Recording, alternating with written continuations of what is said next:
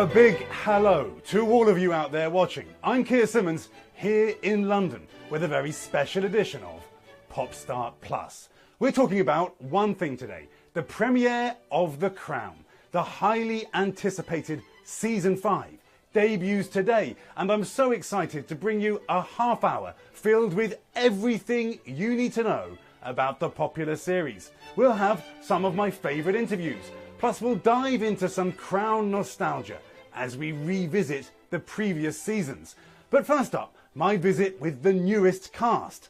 Imelda Staunton plays Queen Elizabeth, Jonathan Pryce is Prince Philip, Dominic West is Prince Charles, Elizabeth Debicki plays a breathtaking Diana, and Leslie Manville is in the role of Princess Margaret. Take a look.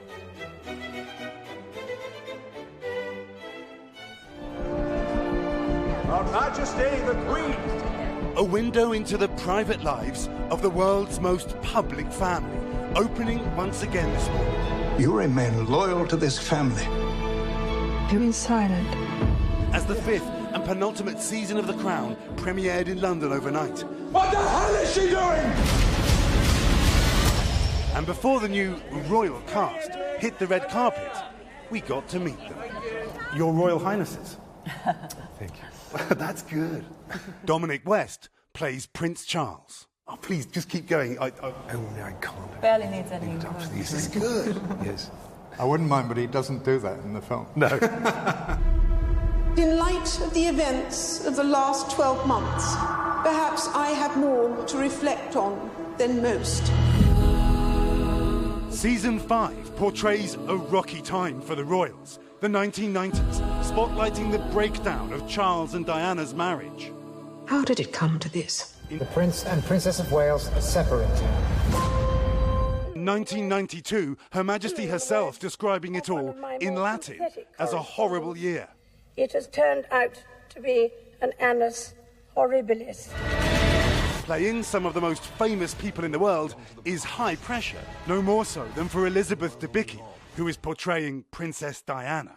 Do you stand in front of the mirror and kind of try and get the mannerisms right, or is that not the right way to go about it? No, I think that would be the worst way to go about it. You know, we feel a lot of responsibility with what we do as actors in this show, but we also know that we're not trying to get a likeness, we're trying to capture a sort of an essence, I think. This is how The Crown depicts the moment Charles and Diana told the Queen it's over. This is really what you want.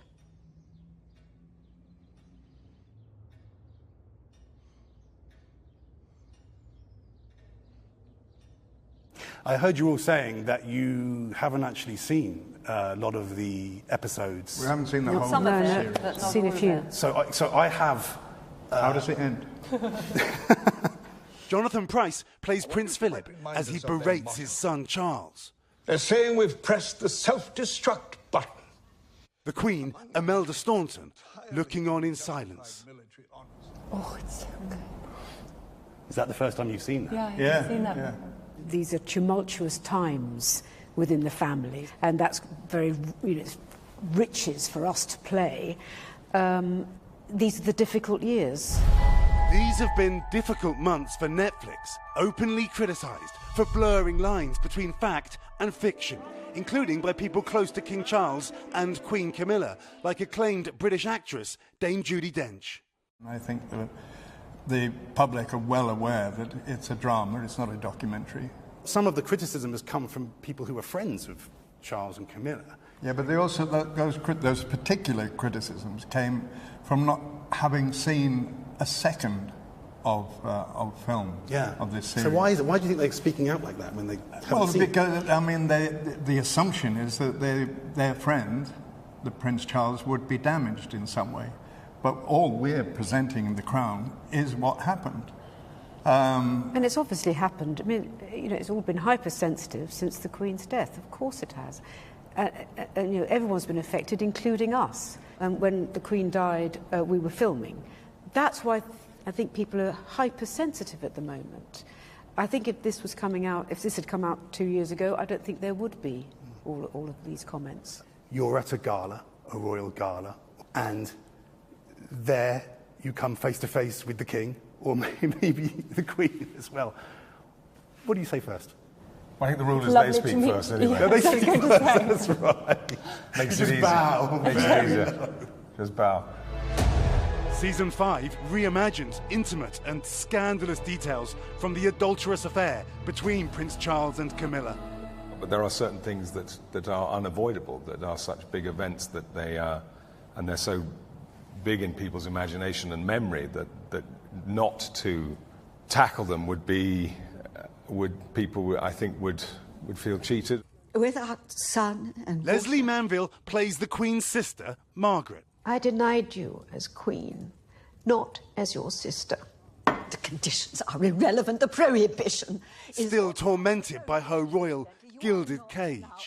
You get the privilege, really, of seeing them as human beings, which is really the gift of the crown and the gift of the scripts. You know, we can say, look at this person. They may be this enormously famous public image, but we can absolutely hone in on them now, and this is what they might have been feeling. For the most recent royal events, we'll all have to wait until season 6. The same cast is filming that finale now. It really was a pleasure to talk to them. And coming up, we'll have even more with this exciting new cast. Stick with us. We're back here on our very special Crown-themed episode of PopStart Plus, with more from the Season 5 cast. They spoke to us recently about what viewers can expect.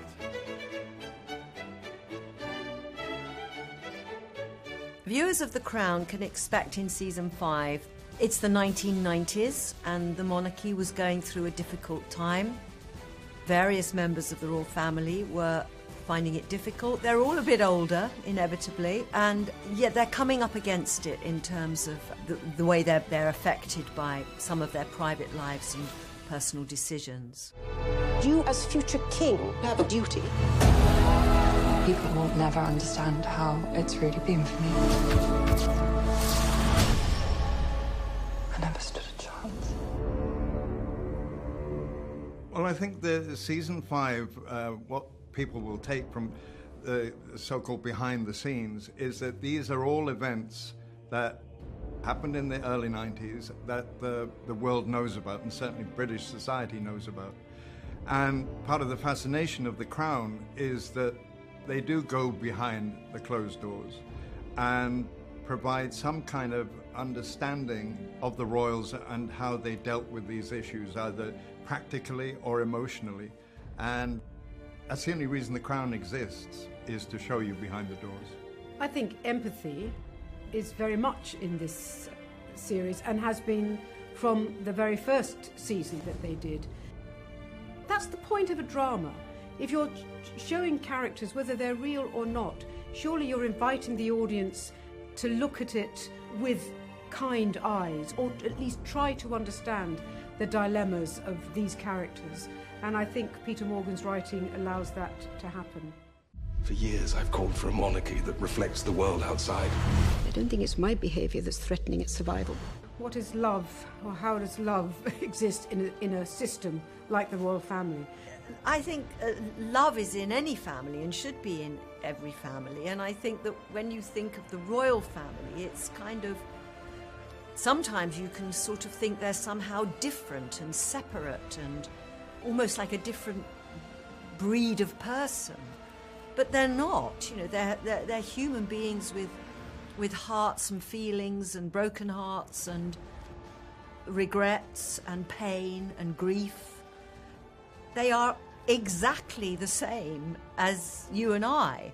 But of course, it's sometimes you have to remind yourself of that, and that's what the Crown scripts can do. They can take us into the thoughts and feelings of them and show them as people, separate from being royals. There's a lovely scene later on in it when Princess Margaret and Queen Elizabeth have a kind of a bit of a showdown together. And, you know, that is not a scene about a monarch and a princess. It's a scene about two sisters. What counts a prohibition, incidentally. You are not now extending to Anne. That is different. How is it different? And that's what's crucial about it, and that that affords you to go dramatically to a lot of very interesting places. As far as the Queen is concerned, and for Prince Philip, when they met, although an arranged marriage it may well have been, they were very much in love, and I think that was very lucky. But they both knew the responsibilities that they had going forward in their lives as the Queen and Prince Philip. So to have love as a very good baseline, I think, helped them enormously. And I think it's the only way they could have existed for so long, to actually be in love, rather than just be tolerating each other for 70 years. You make a better person of me. And you of me. Isn't that the point of marriage?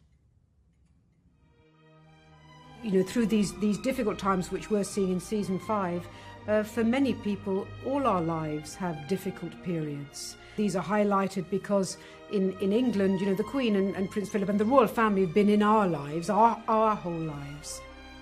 And you just take them for granted, and you think, oh yeah, they're doing this, they're doing that. And of course you don't really look at them seriously or consider what they're going through or what their lives are. Not really. And Peter Morgan's trying to just give a little glimpse into what it might have been like to be faced with tragedy, with divorces, with various situations. That's what's very exciting and about this particular season. Great to hear from all of them. And we're just getting started here. Coming up, some terrific Crown memories from our Today Vault. Don't go anywhere. Welcome back to our special Crown edition of PopStart Plus. Each season of the series showcases the monarchy at a different moment in time. I was lucky enough to visit the set back in season 2, going behind the scenes of the show at the time. And that's where we met Claire Foy and the rest of the cast. Take a look. It was the wedding that pulled Britain out of its wartime blues. Recreated in the Netflix hit series The Crown, Queen Elizabeth and her handsome Prince Philip. For better, for worse.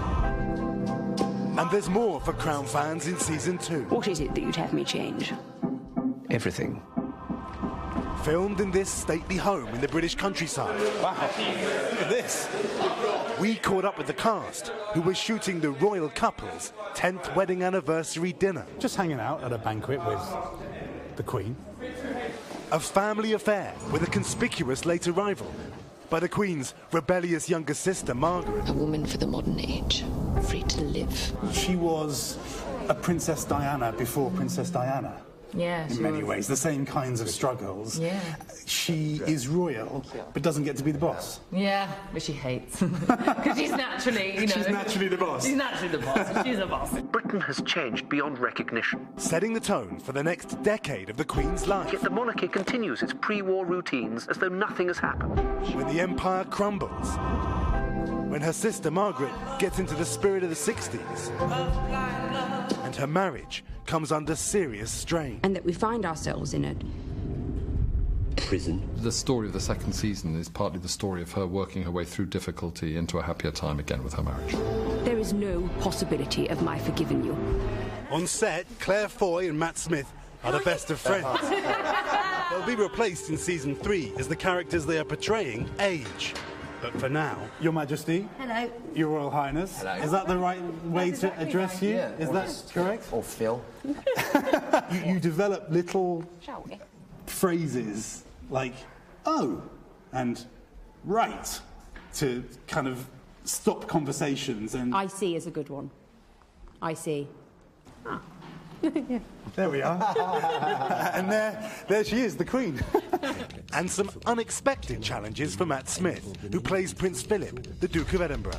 You have a special kind of walk that you do that is the Duke of Edinburgh. Well, he walks with his hands behind his back. It's like Danny from Greece. I just love that he sort of lives by his own rules, really. A little too much, perhaps. Divorce. It's not an option for us. Philip learns how to make up. Stop it. And how to deal with visitors from America. Mrs. Kennedy. No curtsy. No curtsy.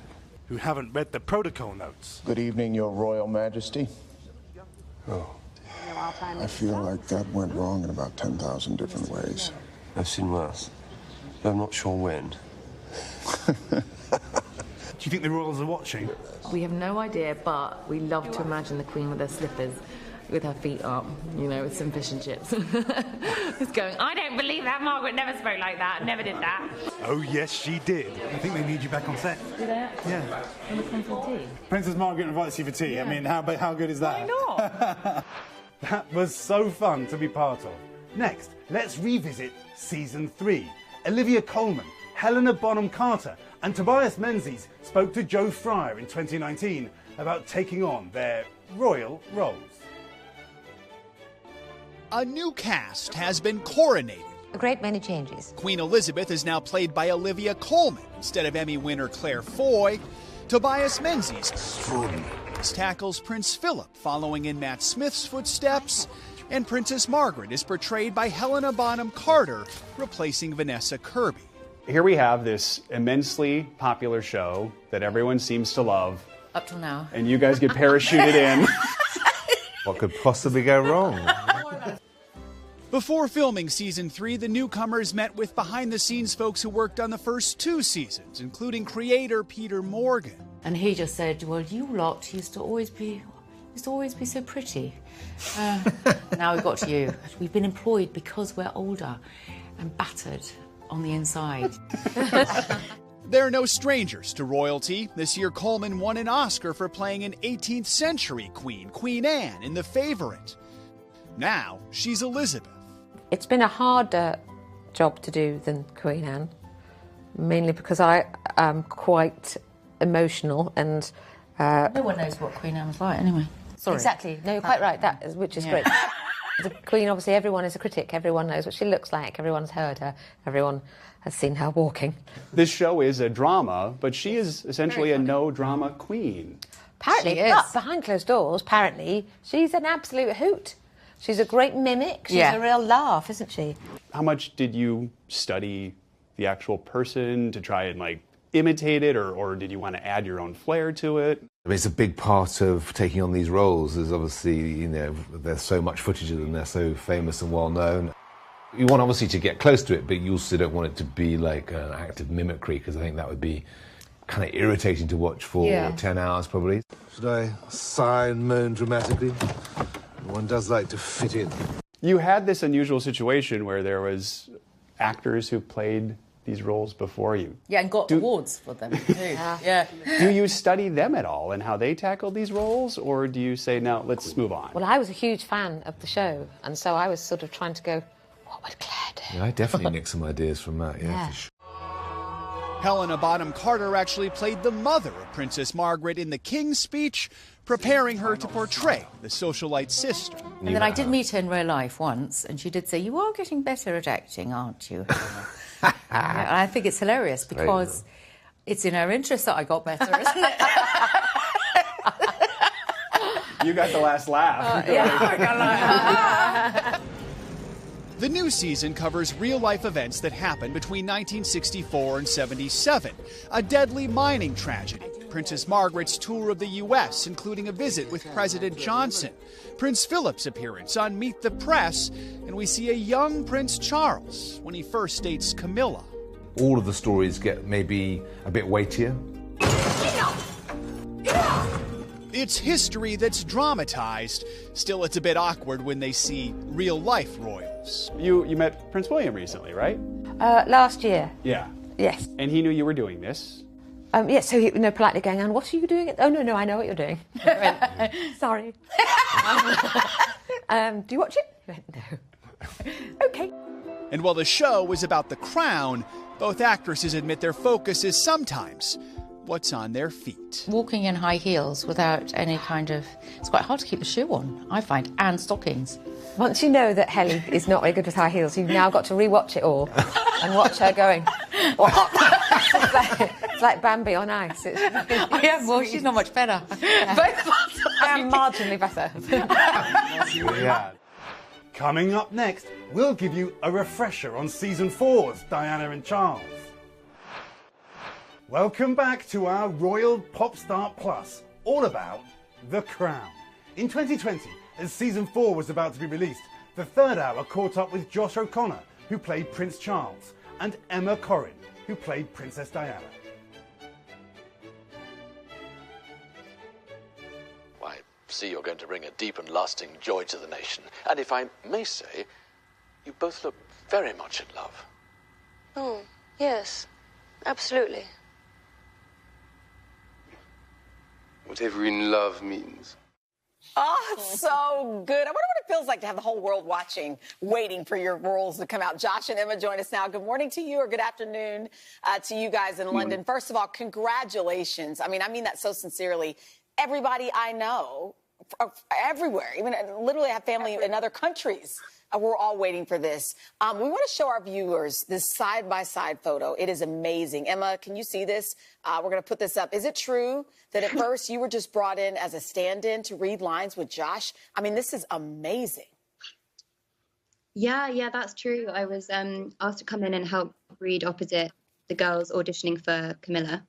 And Josh was there as well. So, yeah, that's the first time we met. And, yeah, kind of crazy thinking back. Wow, it was meant to be. And Josh, this is now your second season playing Prince Charles. Is it true you make a scrapbook for each character you play? What can we find in your Charles scrapbook? It is true.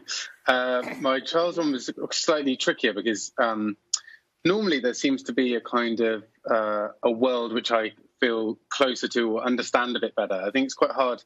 It's quite hard to get your hands on gold or anything too regal and royal. But I found I have little cuttings of material because he was into his suits and suiting. And then, the other thing was I managed to get some sort of some old sports kit because that feels very English, posh, kind of rich kid. So I've got bits of that, but mostly just kind of research and writing and that sort of thing. Awesome. I love that. So what's interesting about this season as opposed to earlier ones is that now so many people have lived through this time period. So we've lived through the history and now we're watching you guys act it out. I mean, Emma, you had the opportunity to even ask one of Diana's private secretaries about her, right? So what exactly did you learn? I talked to Patrick Jepson, which was amazing. I think since I've met a few people who met her or have known her, and every time I do, it is so strange because I have no living memory of her. So it's always kind of bittersweet for me to talk to people who were close to her. But I remember him just saying how happy she was, and and that made how she had a very natural inclination towards happiness. And if you knew her well, you always could make her laugh in an instant, which was so nice. Yeah. It must be nice to hear some of the stories firsthand. And Josh, after 2 seasons, it's that time in The Crown where it's time to pass the role on to another actor, as we see happening. So what will you miss most about playing Prince Charles? I don't know that I'm going to miss specifically Charles moments, to be honest. I think the thing that I'll miss the most is the unbelievable crew that work behind the camera. And the cast, we've created a family here, and we still have a WhatsApp group, and we all still kind of stay in touch. But I think just missing out on the kind of camaraderie of being on set with this group of people is going to be hard. As for someone else taking on, I'm so excited to see whoever it is and what they do with it, and I'm sure they'll all do a terrific job. It's funny, I was just going to ask you, Emma, apparently you do a pretty good Charles with Josh's Diana needs some work. Is this what you guys did during your breaks on set? We were trying to learn different words. What did we learn last week? Is. Instead of saying years, they say... No, instead of saying yes. Oh, instead of saying yes, you say is. I still can't even do it. Is. Yeah. Is there anything else you can teach us really quickly? One word. My word for Diana Emma. was always right. All right. All right. Right. All right. All right. All right. All right. We'll practice that while we watch The Crown. Dylan, you do it. You're probably better. All right. Josh. Good. Yay, thank you. That's great. Wow, so fun to compare the latest cast to those two. That was a great special edition of PopStart Plus. Hope all of you Crown fans out there enjoyed it. Happy binge watching, and thanks for joining me. Have a great day.